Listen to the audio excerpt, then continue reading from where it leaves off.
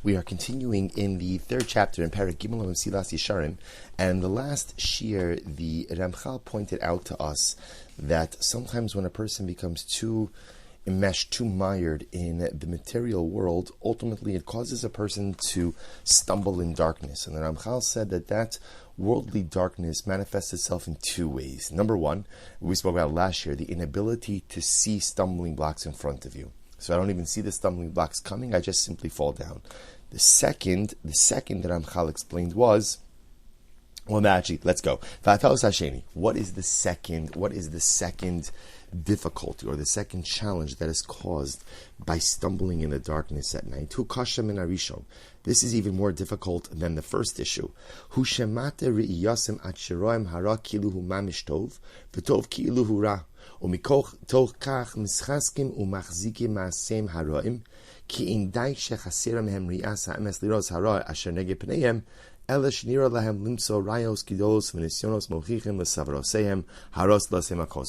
second difficulty with darkness. So again, in the first aspect of darkness is that literally I can't see the stumbling blocks. I go through life, I don't even see the stumbling blocks. The second aspect of the darkness, Ramchal explained, is the idea that you see things, but you don't see them for what they are.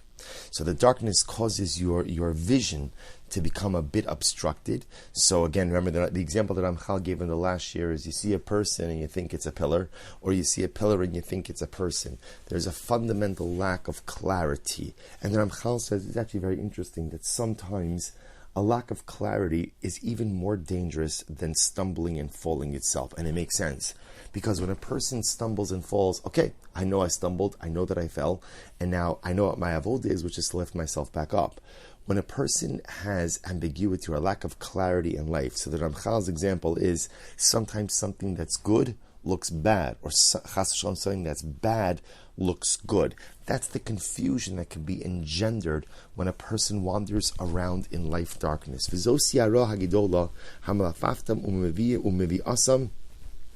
El Be'er Shachos.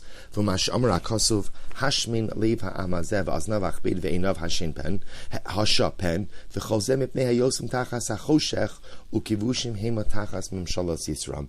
And the Ramchal says, here's the problem. When a person doesn't have clarity, when a person is stuck in the night of life, and therefore a person is unable to see things for what they are. And again, his example of this, of when your vision could become so skewed at night that literally you think something that is bad is good, something that is good is bad. It's sometimes so difficult to come out of that, and that could mark an person's entire existence. Now, the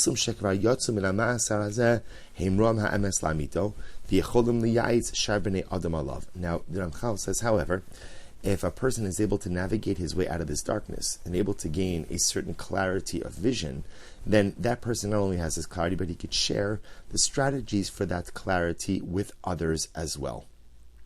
So remember again, just to reorient ourselves, we're in Perek Gimel, we're talking about the midah of zihirus, which means to live life with a level of awareness and a level of clarity of vision, a clarity of direction. So here the Ramchal is saying the danger of not having that clarity is like a person who walks in the darkness. So again, the first element of darkness is I could just trip over stuff.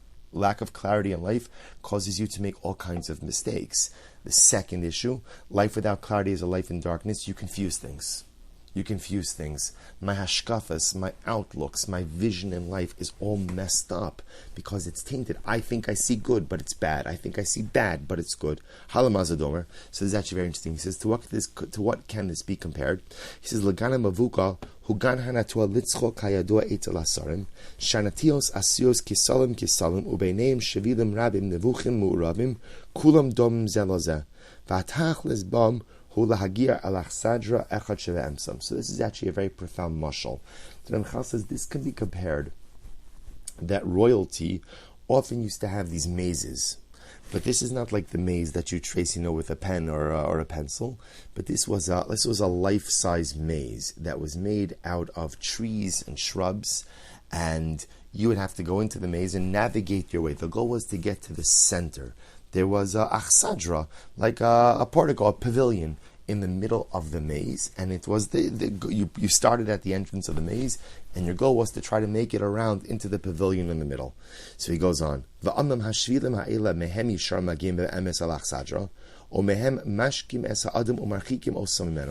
of course, like any maze, there are certain paths that are going to bring you to the desired center, to the pavilion, and then there are other paths that end in a dead end.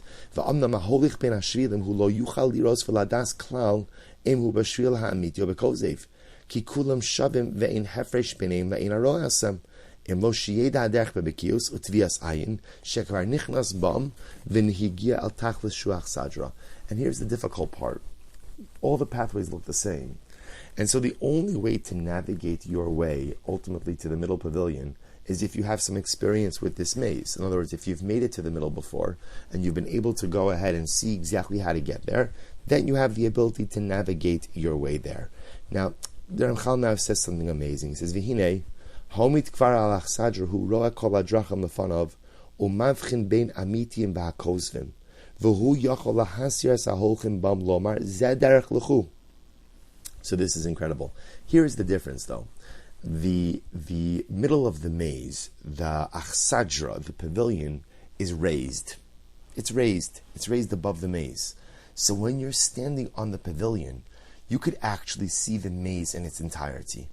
And you're able to see which path works, which path doesn't work, which one will get you to the desired destination, and which one will end in a dead end.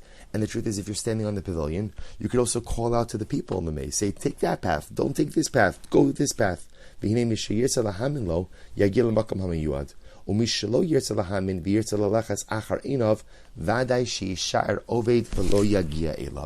this is incredible. The Ramchal says, if you're in the maze and the guy's standing on the pavilion and he's telling you, take this path, don't take that path, you could listen and make it to the intended destination, or you could ignore it and just try to make it on your own, in which case you will almost inevitably get lost.